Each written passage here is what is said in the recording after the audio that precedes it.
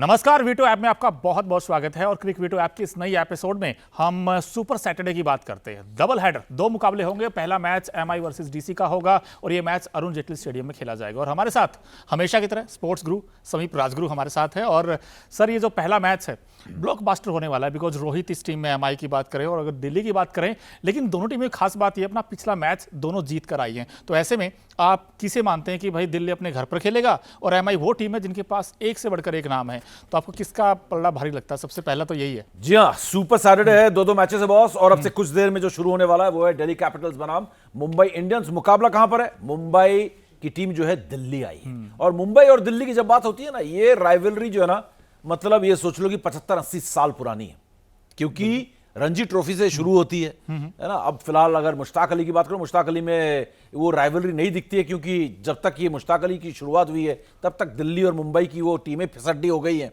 या फिर वो इंटरनेशनल प्लेयर्स खेलते नहीं है।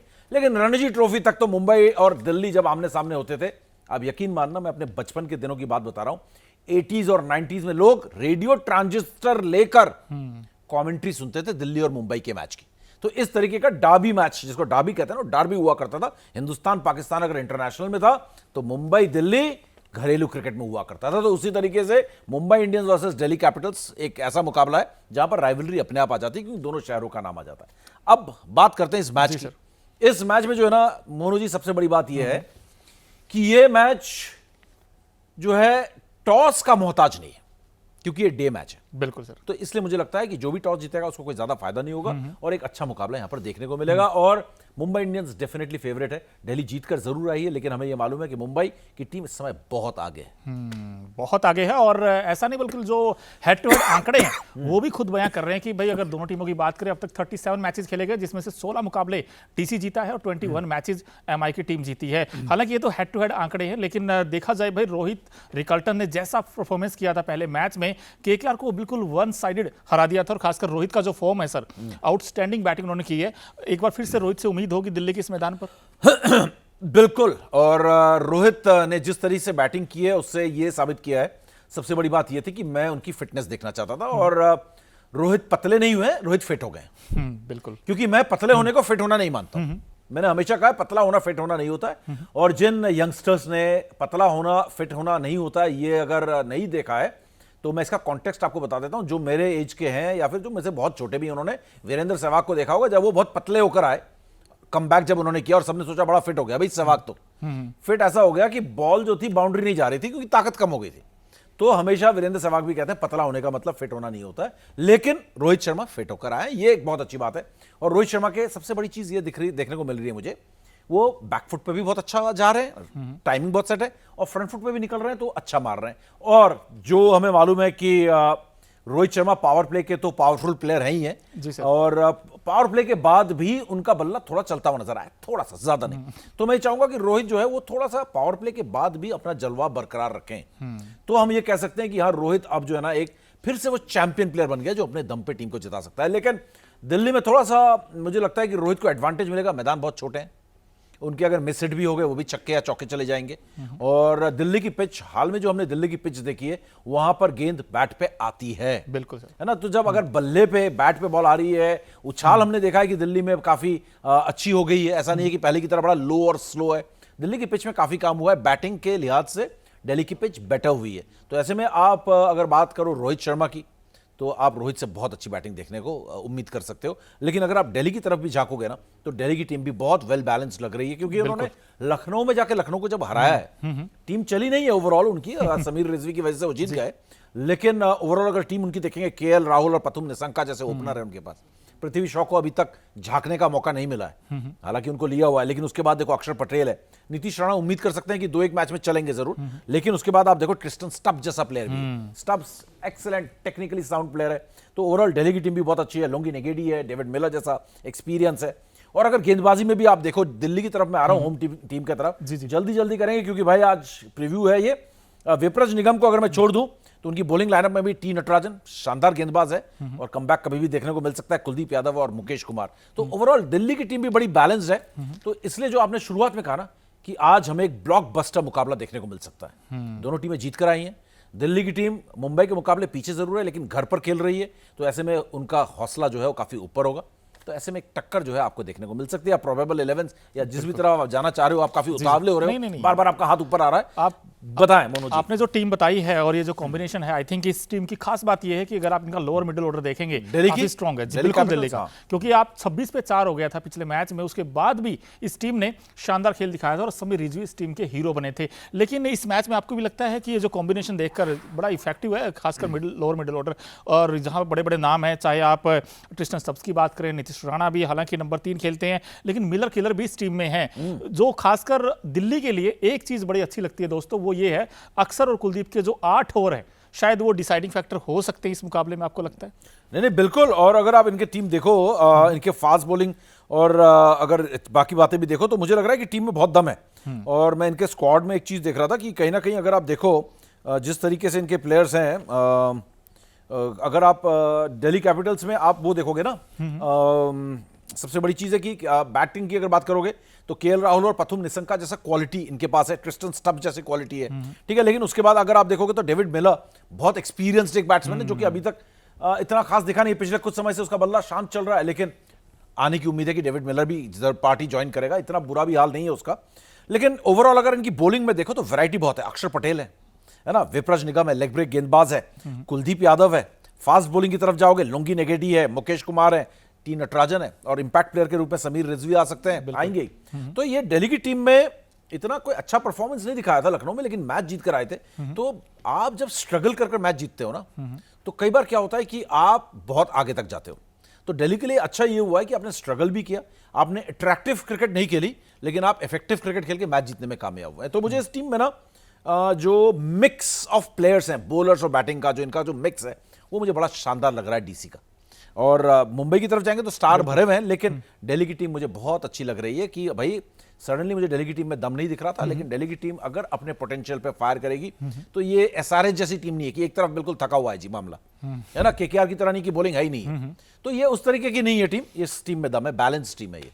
बिल्कुल। और वहीं अगर आप एमआई की बात करें तो एमआई के पास भी एक से बढ़कर एक नाम है, रोहित रिकल्टन का जो फॉर्म है वो बड़ा शानदार रहा है। और इस टीम में अगर आप देखें नंबर 3, नंबर 4, 5, ये बड़ी सॉलिड टीम लगती है। हालांकि इनके पास जैसा बैलेंस साइड है दिल्ली की, तकरीबन आप मानो कि भाई मुंबई इंडियंस के पास भी जबरदस्त खिलाड़ी हैं, और बुमराह के जो 4 ओवर हैं वो भी कहीं ना कहीं सबसे बड़े एक्स फैक्टर होने वाले हैं। आपको इस टीम को देखकर कहीं वीक लिंक कोई नजर आता है आपको? क्योंकि इस टीम में मुझे तो नहीं लगता कोई ऐसा वीक लिंक होगा, बिकॉज 221 उस दिन चेज करने थे अगेंस्ट केकेआर, इस टीम ने बड़ी आसानी के साथ चेज कर दिए, और 250 भी होते शायद वो भी चेज हो जाते। आप बताओ, काफी देर से मैं ही बोल रहा हूं, थोड़ा सा मुझे तो ऐसा लगता है बड़ा भाई बहुत जबरदस्त रिसर्च करके आते हैं मोनू आप लोगों के लिए।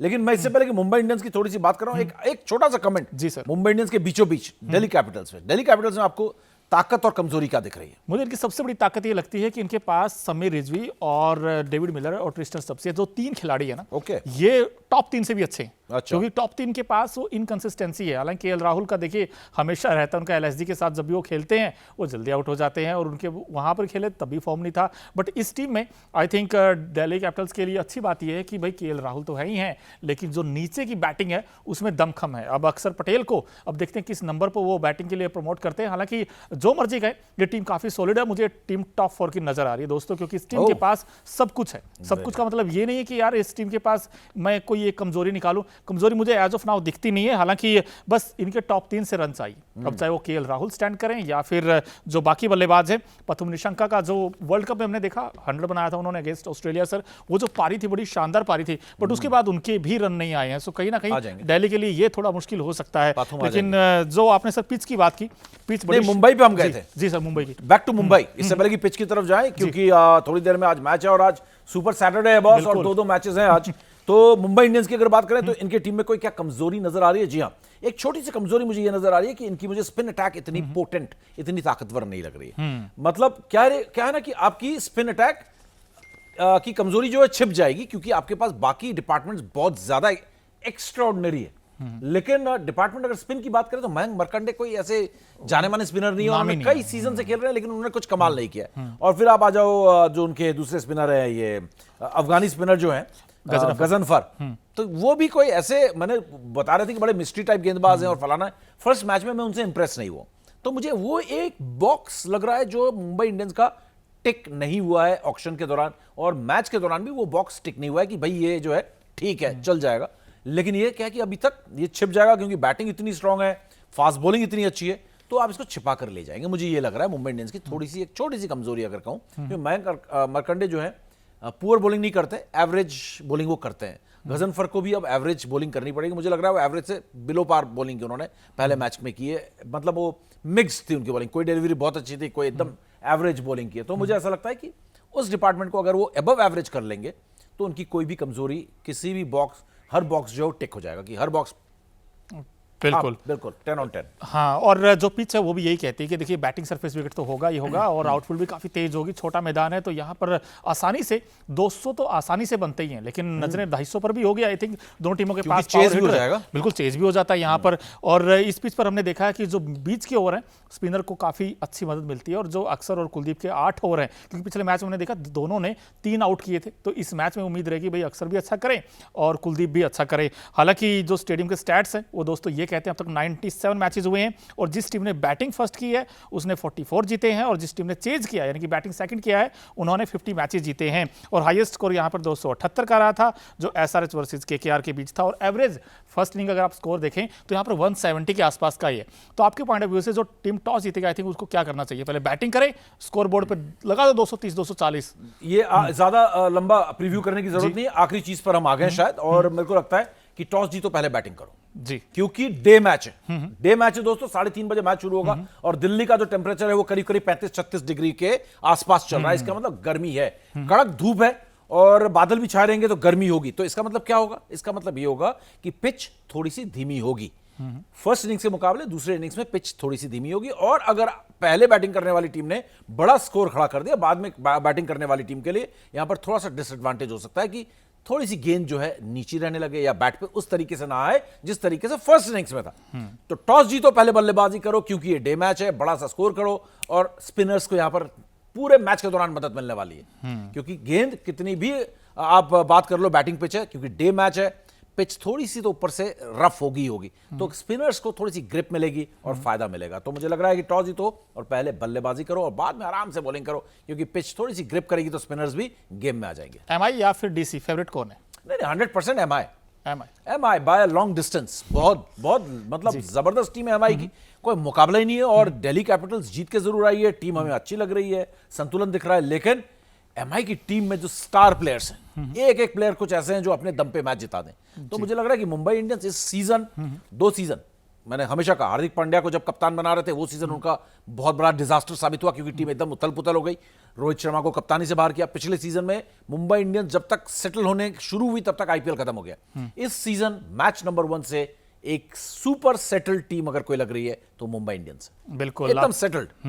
बिल्कुल आपकी बातों से जायज होता कि भाई एमआई की टीम इस मुकाबले में आसानी से मैच जीत सकती है। लेकिन दोस्तों आपको क्या लगता है दोनों टीमों को देखकर कि भाई कॉम्बिनेशन किसका अच्छा है और कौन ये मैच जीत सकता है? तो फिलहाल वीटो ऐप में इतना ही, लेकिन क्रिक वीटो ऐप पर आपको सारी अपडेट मिलती रहेगी आईपीएल की। लेकिन दोस्तों आपको करना क्या है, प्लीज आप डाउनलोड कीजिए, गूगल प्ले स्टोर से भी आप इस ऐप को फ्री में डाउनलोड कर सकते हैं और पूरे आईपीएल का मजा ले सकते हैं।